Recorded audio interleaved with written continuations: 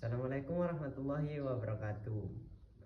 Perkenalkan, nama saya Fajar Panji Santoso dari kelas 6A Manajemen Malam dengan NIM 241222053 akan mempresentasikan hasil tugas UTS e-bisnis. Untuk pertanyaan pertama, jelaskan perbedaan antara pendekatan prospektif dan emergen dalam strategi e-bisnis, serta berikan contoh penerapannya dalam perusahaan digital di Indonesia dan analisis dampaknya terhadap daya saing digital perusahaan tersebut.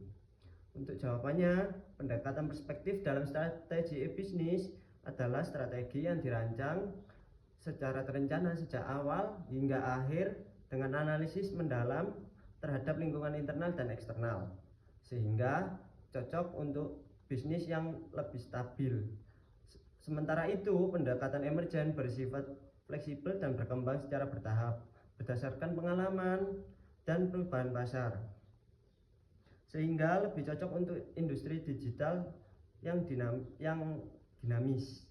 Contohnya ialah Tokopedia. Awal mula Tokopedia hanya berfokus sebagai pihak ketiga antara penjual dan konsumen.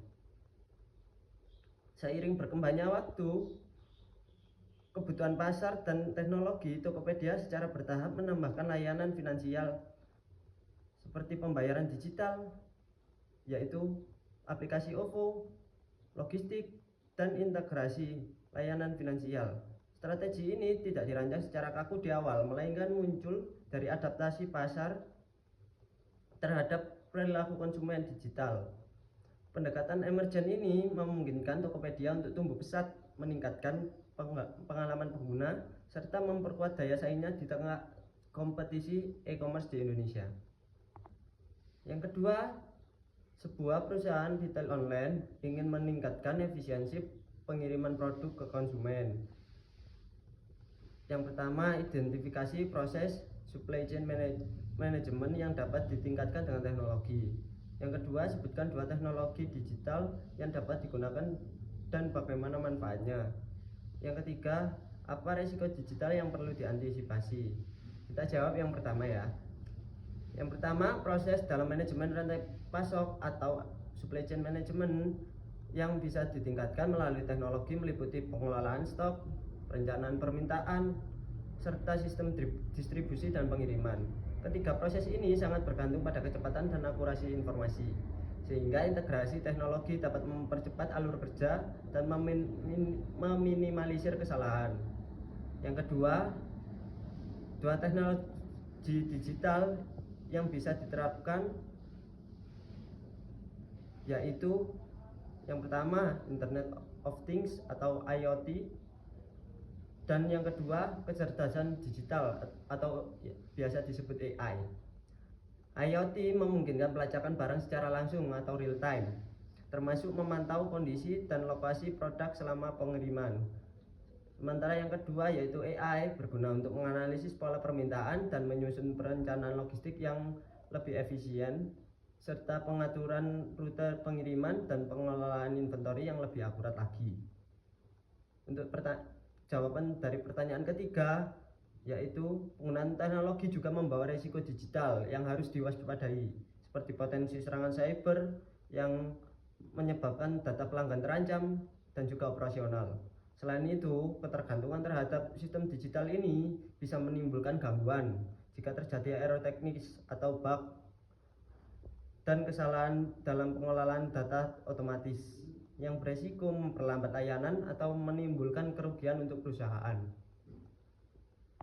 Baik, lanjut ke pertanyaan ketiga.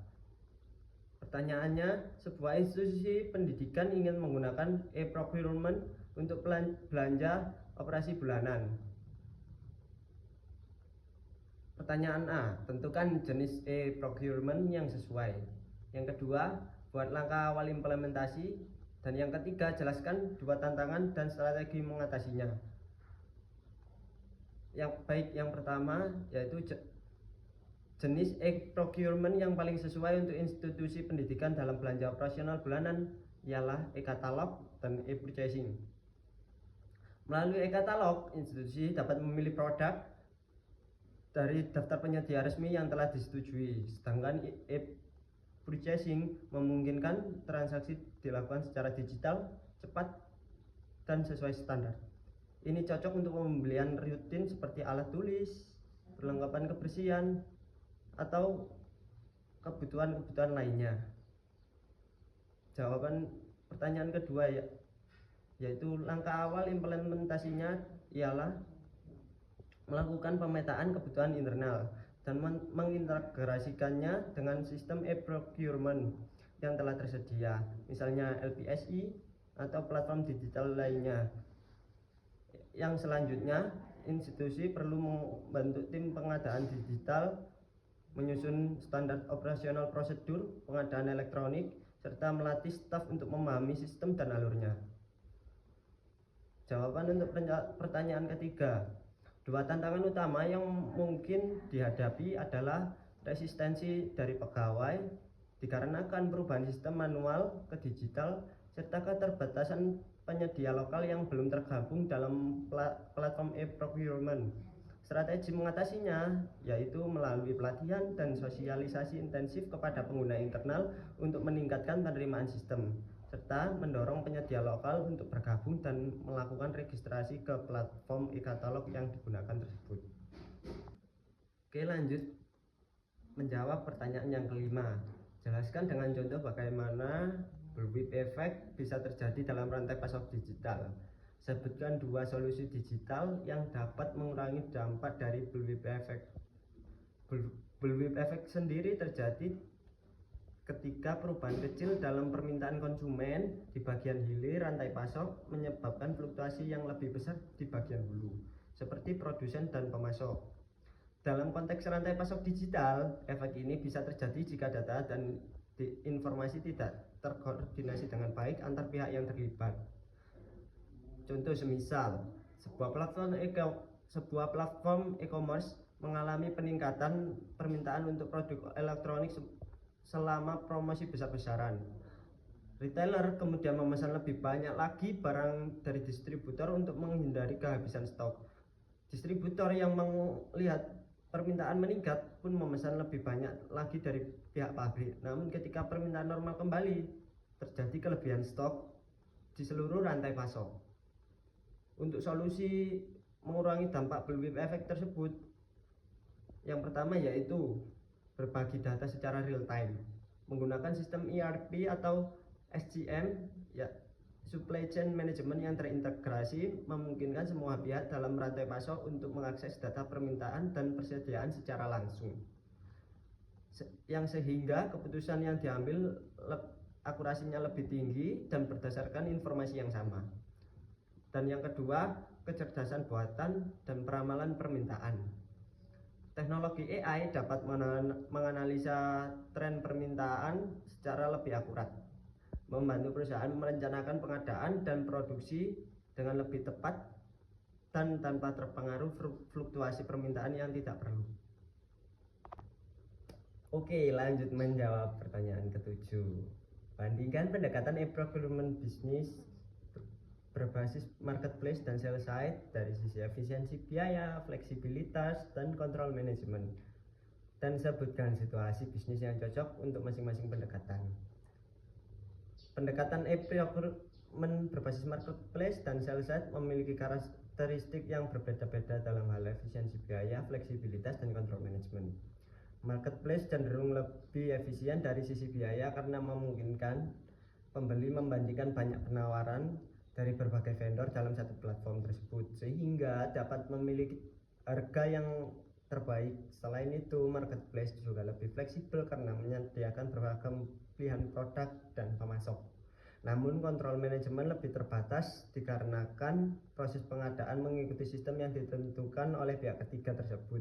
Sebaliknya, pendekatan sell side memberikan kontrol yang lebih besar karena sistem dikelola langsung oleh penyedia dan prosesnya dapat disesuaikan dengan kebutuhan perusahaan. Meskipun begitu, fleksibilitas dan efisiensi biayanya lebih rendah dikarenakan bergantung pada satu pemasok. marketplace cocok digunakan oleh organisasi yang memiliki kebutuhan barang yang bervariasi seperti lembaga pemerintah dan pendidikan. Sementara sell side lebih cocok untuk perusahaan yang memiliki hubungan jangka panjang dengan vendor tertentu seperti perusahaan manufaktur yang rutin membeli dari pemasok tetap. Sekian presentasi dari saya. Untuk kurang lebihnya saya mohon maaf. Wabillahi taufiq wal hidayah. Wassalamualaikum warahmatullahi wabarakatuh.